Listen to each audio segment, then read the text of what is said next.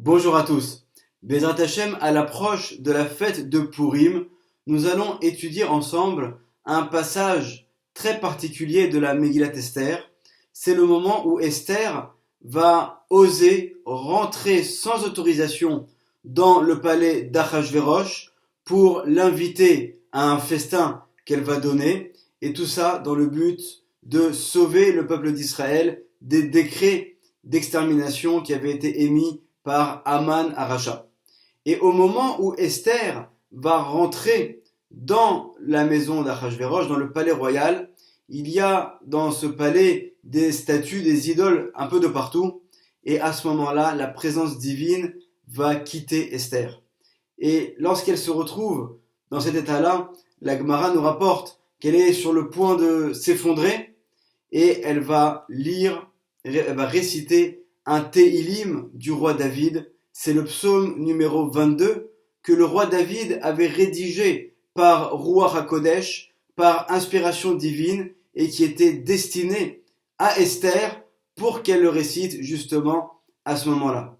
Alors, on va essayer, Bezrat Hashem, cette année, d'étudier ensemble quelques versets de ce Téhilim, et on verra comment est-ce qu'à travers ce Téhilim, on va comprendre des points très profonds de la fête de Purim.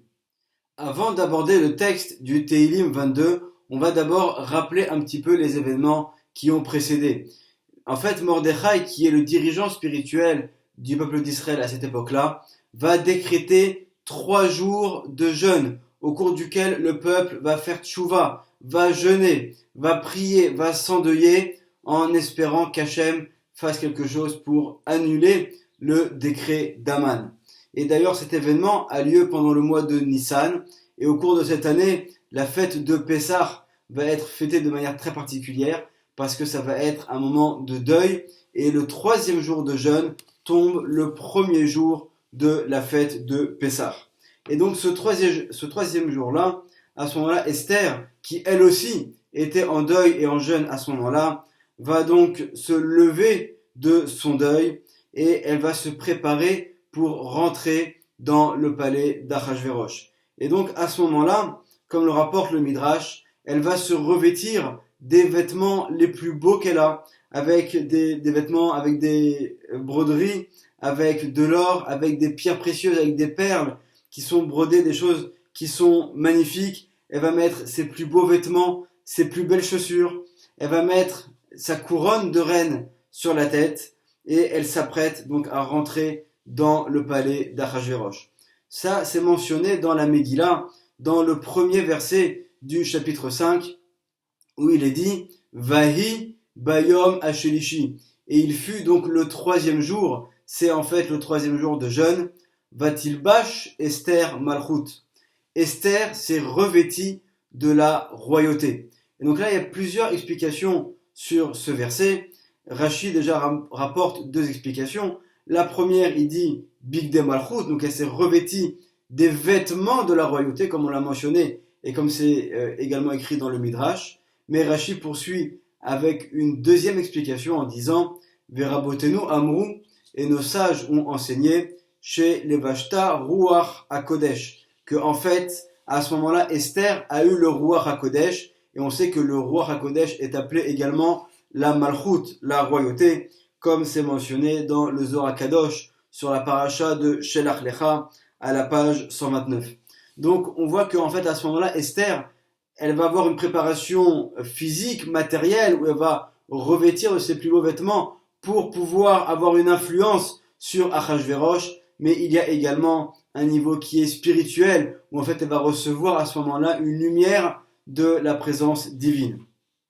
Le Me'am Loez va nous rapporter également un autre commentaire en nous disant que lorsqu'il est dit que Esther s'est revêtie de la royauté, en fait, on pourrait également le comprendre d'une autre manière, c'est que tout simplement Esther avait été contrainte de devenir donc la reine à ce moment-là. Elle n'a jamais voulu devenir la reine et c'est Achashverosh qui l'a choisi et qui l'a obligée à cela. Et donc jusqu'à maintenant, elle ne s'était en elle-même, au fond d'elle-même, elle s'était jamais considérée comme étant une reine. Mais là, à partir du moment où elle a compris que en fait, si elle est arrivée à cette fonction-là, c'était justement pour pouvoir sauver le peuple d'Israël, alors là, au contraire, elle va faire un revirement au niveau de sa conception des choses et elle prend sur elle la royauté. Et là, elle n'hésite pas donc à utiliser tout son rôle de reine justement pour tout faire pour sauver son peuple.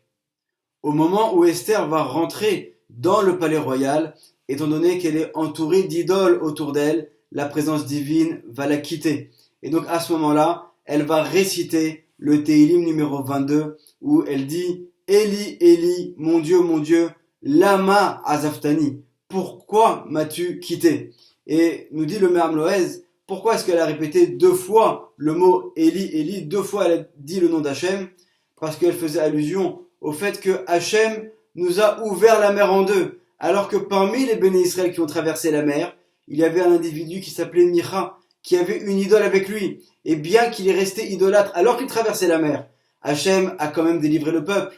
Et ensuite, lorsqu'il y a eu le don de la Torah, juste après il y a eu la faute du veau d'or, et pourtant Hachem nous a aussi pardonné à ce moment-là. Donc elle dit, Hachem, regarde, il y a eu 2 moments où tu nous as fait des miracles et tu nous as pardonné alors qu'on a fauté dans l'idolâtrie. Donc là aussi, bien qu'on a fauté, bien que le peuple a fauté, il faut également nous pardonner. Et ensuite, dans le Téhilim, elle poursuit en disant Rachok mishuati, donc loin est ma délivrance, divrei sha'agati, dans les paroles de cris, de stupeur que je vais prononcer. Pourquoi? Parce que ici Esther, elle veut dire Hachem, ce que je te demande, c'est pas une délivrance totale. Si je demandais la délivrance totale, je t'aurais demandé que tu reconstruises le Beth Amikdash. Parce que je vous rappelle qu'à ce moment-là, on est dans les 70 ans d'exil entre la destruction du premier temple et la reconstruction du deuxième. Donc elle dit à Hachem, je te demande pas une délivrance totale. Je te demande pas d'aller au-delà de ce qu'on mérite. Mais au moins le minimum. Donne-nous au moins la vie. Là, on a ici Aman qui cherche à nous détruire. Et ensuite, elle dit Elohai ekrayomam velotane, mon Dieu, je vais t'appeler pendant la journée et tu ne me réponds pas. C'est-à-dire que même si tu ne me réponds pas, velaila velo dumiali, même si c'est la nuit, je ne vais pas m'arrêter de bouger. C'est-à-dire que même si pendant le jour, tu ne réponds pas à mes prières, je serai là la nuit et je n'arrêterai pas de prier. Pourquoi? Parce que Veata Kadosh Yoshev Teilot Israël, parce que tu es saint, tu as sanctifié le peuple d'Israël, et en fait ce que tu souhaites, c'est la prière d'Israël. Alors on t'adresse cette prière pour que tu puisses nous envoyer la délivrance.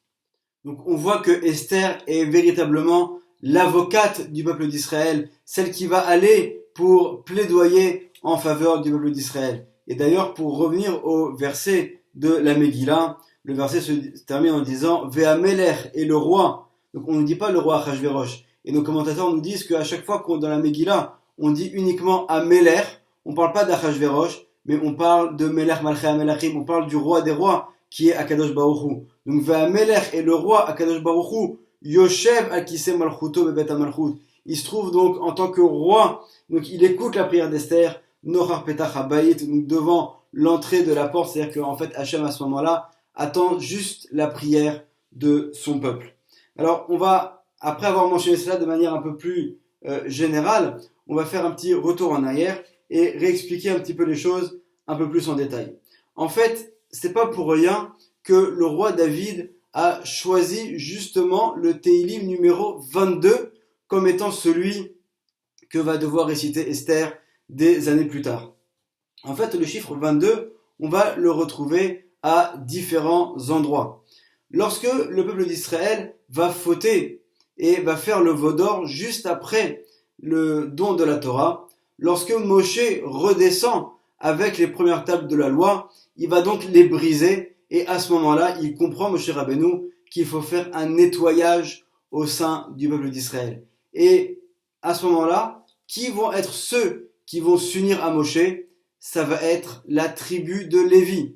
Or, on sait, selon le recensement du peuple, qu'à ce moment-là, la tribu de Lévi est au nombre de 22 000 hommes. Donc, on voit que le chiffre 22 fait allusion, en fait, à ceux qui vont être proches de Moshe Rabbeinu et qui vont rétablir l'ordre et qui vont faire revenir la présence divine. Parce que c'est grâce à leur action que finalement, la présence divine qui était partie à ce moment-là va revenir et que finalement Hachem va pardonner à son peuple. Et on voit que Mordechai aussi à ce moment-là, il est le dirigeant spirituel du peuple d'Israël, et il a un Beth Midrash, donc il a une maison d'études, et combien est-ce qu'il y a d'élèves dans ce Beth Midrash, nous dit le Midrash, dans Esther Rabbah, au chapitre 6, paragraphe numéro 2, qu'il a à ce moment-là 22 000 élèves dans son Beth Midrash. Donc on voit qu'en fait, il y a un parallèle qu'on peut faire entre Moshe Rabbeinu et Mordechai. D'ailleurs, Mordechai a en lui une étincelle de l'âme de Moshe Rabbeinu, comme le révèle Rabbi Chaim Vital, l'élève du Harizal. Et donc de la même manière que Moshe va faire revenir la présence divine avec les 22 000 personnes de la tribu de Lévi, alors Mordechai, lui aussi, après que le peuple ait fauté en se prosternant devant l'idole de Nabucodonosor, en participant au banquet qu'avait donné Achashverosh, alors grâce à ces 22 000 personnes qui vont prier, qui vont être proches de Mordechai, alors il va permettre lui aussi de faire revenir la présence divine à cette époque-là et de permettre la délivrance. D'ailleurs, le Midrash poursuit et nous dit Mordechai Shakul Bedoro Kemoshe Bedoro. Mordechai était dans sa génération l'équivalent de Moshe dans la sienne. Il y a également un autre point commun entre Mordechai et Moshe Rabbeinu, c'est que tous les deux ont été les intermédiaires pour recevoir la Torah. Alors c'est vrai que Moshe Rabbeinu, ça a été fait de manière beaucoup plus spectaculaire, parce qu'il y a eu le don de la Torah, il est monté au ciel, récupéré les tables de la loi, d'abord les premières, ensuite les deuxièmes. Donc on sait que véritablement Moshe Rabbeinu, c'était lui qui nous a apporté la Torah écrite et qui l'a enseignée au peuple d'Israël. Mais la Gemara nous rapporte qu'au moment du don de la Torah, Hachem a retourné le Har Sinaï au-dessus du peuple d'Israël et leur a dit, si vous acceptez la Torah, très bien, mais si vous la refusez, alors vous allez tous mourir maintenant. Donc c'est vrai que la Torah elle a été reçue de manière spectaculaire à ce moment-là, mais elle a été reçue dans la contrainte. Alors que dans l'histoire de la Megillat Esther, il est dit qu'Ibel Ayehudim, les Juifs ont reçu sur eux la Torah, cette fois-ci de manière volontaire. Donc on voit que Mordechai va être celui qui va permettre que les Béné Israël reçoivent la Torah de nouveau au moment de la fête de Purim, mais cette fois-ci ça va être par amour d'Hachem, avec un véritable désir, une volonté de la recevoir qui va être authentique et qui va être sincère. Il y a également des commentateurs qui nous disent qu'au moment du Mont Sinaï, c'était l'acceptation de la Torah écrite, alors qu'avec Mordechai, ça va être l'acceptation de la Torah orale. Donc on voit qu'il y a beaucoup de points communs entre Mordechai et Esther, entre Mordechai et Moshe Rabbeinu. Et tous les deux donc, avaient 22 000 élèves, 22 000 personnes qui étaient proches d'eux. Et donc c'est pour cela que le roi David également, au moment d'écrire les Téhilim, va choisir que c'est justement ce Téhilim numéro 22 qui va représenter le retour de la présence divine sur le peuple d'Israël pour être celui qui sera récité par Esther dans la maison d'Achashverosh. Le Téhilim numéro 22 commence donc par les mots Lamenatseach al Ayelet Ashachar Mizmor le David. Alors le mot Lamenatseach qui figure dans de nombreux Téhilim est employé souvent par le roi David. Il a plusieurs allusions. Dans le mot Lamenatseach, il y a la racine de Netzach qui signifie quelque chose qui va être éternel. Mais il y a également le mot Lenatseach qui est le fait de vaincre, de réussir à surmonter son Yetzer Hara, son mauvais penchant. Et selon la Kabbalah, l'une des sphirotes s'appelle le Netzach. Et c'est en fait cette sphira, cette parcelle divine, spirituelle, que le roi David a commencé à réparer à travers ses Téhilim. Al Ayelet Ashachar, donc sur le cerf, sur la biche du matin. Ashachar, c'est le moment du lever du soleil.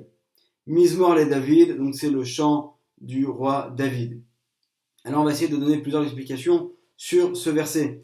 D'abord, ce que rapporte le Mégalé Amoukot, le Rav Nathan Shapira, qui est l'élève du Rav Israël Sarouk, qui lui-même en fait été l'un des premiers élèves du Harizal avant que le Harizal commence à enseigner à Rabbi Chaim Vital, nous rapporte donc dans le Mégalé Amoukot, selon les paroles du Zohar, dans la paracha de Vaikra, à la page 21 au deuxième versant, que en fait le mot Ayelet Ashachar, donc cette biche du matin, vient représenter en fait la présence divine. Elle vient représenter aussi le peuple d'Israël, qui en fait va être un réceptacle pour la présence divine. Et donc à ce moment-là, Esther a prié pour que elle puisse être sur terre le réceptacle physique qui permettra à la lumière divine de nouveau de descendre et de délivrer le peuple d'Israël. Il est mentionné également que c'est Ayelet HaShachar, donc du matin, parce que au moment du matin, c'est là que se réveille le chesed, la miséricorde divine. Pour expliquer également ce verset, je vais vous proposer une explication qui est mentionnée dans le Zohar HaKadosh. Dans le livre de Shir HaShirim, du Cantique des Cantiques, il est dit « Domé Dodi Litzvi ». Donc mon amour, donc on parle ici de Hachem, est comparé au tzvi, c'est-à-dire à la gazelle. Ou les ofer à yalim, ou sinon au cerf. En fait, ça fait partie également de la famille des cerfs. Ine ze omed achar kotlenu. Et voilà qui se tient debout derrière notre mur. Mashgiach min achalonot. Il nous garde de par les fenêtres. Metzitz min acharakim. Et il regarde, il vérifie à travers les fissures qu'il y a dans le mur. Alors comment est-ce qu'on peut expliquer également ce verset? Le Zohar nous dit la chose suivante. Dama Rabbi Shimon. Donc Rabbi Shimon Bar Yochai nous a donné un enseignement. Ta'avatam shel Israël. Donc quel est le désir profond d'Israël? Sheye Akadosh Baruch Hu lo oler velo mitrachek. Donc que Akadosh Baruch Hu ne soit jamais loin et ne soit jamais en train de s'éloigner de nous. C'est-à-dire que même lorsqu'on va se trouver en exil, même lorsqu'on est en galoute, on veut toujours garder cette proximité avec Akadosh Baruch Hu. Et là, Boreach Katsevi, O Keofer Ayalim. Et donc s'il doit s'éloigner de nous, alors au moins qu'il le fasse comme le fait la gazelle ou comme le fait le cerf. Alors quelle est leur particularité? Maïta'ama, donc quelle est l'explication de cela? Amar Rabbi Shimon. Rabbi Shimon a enseigné En chaya ba'olam osa kemo atsevi o keofer ayalim. Il n'y a aucune autre créature sur terre qui va agir comme le fait la gazelle ou comme le fait la biche ou le cerf. Chez Bisman, chez Uboreach, parce qu'au moment où il va s'enfuir, par exemple, d'un prédateur, Oler me'at me'at, ou marzir et rocho le makom shiatsa mimeno. Il va constamment, lorsqu'il avance, il va toujours, de manière par réflexe, retourner sa tête vers l'endroit duquel il est venu. C'est-à-dire que bien qu'il s'éloigne, mais il garde toujours un regard en arrière sur l'endroit duquel il est parti. Ou le olam tamid ou machazir et rocho le achorav. Donc il va toujours tourner sa tête derrière lui pour donc voir d'où est-ce qu'il est venu. Kachamro Israël. Ainsi a dit le peuple d'Israël. Ribono shel olam, maître de l'univers. Imano gourmim shetistalek mi benenu. Si par nos fautes on a causé chazal shalom que tu t'éloignes de nous, yehi ratson, qui soit désiré devant toi. Shetivrar kemo atsevi, que tu t'éloignes de nous comme s'enfuit la gazelle. O kemo ofer ayalim, ou comme le fait également la biche ou le cerf. Chez Uboreach, qu'il s'enfuit, donc il s'éloigne. Ou machazir et rocho la makom she'eniar, mais toujours il retourne sa tête vers l'endroit duquel il s'éloigne, c'est-à-dire vers nous. Ada ou dirtiv, comme il est écrit, ve'af gamzot biotam be'eras ve'em lo me'astim v'lo galtim lechalotam. Donc on voit que en fait ce qu'on demande à Kadosh Baruch Hu, c'est même lorsqu'il y a un éloignement, de toujours garder quand même un regard sur nous.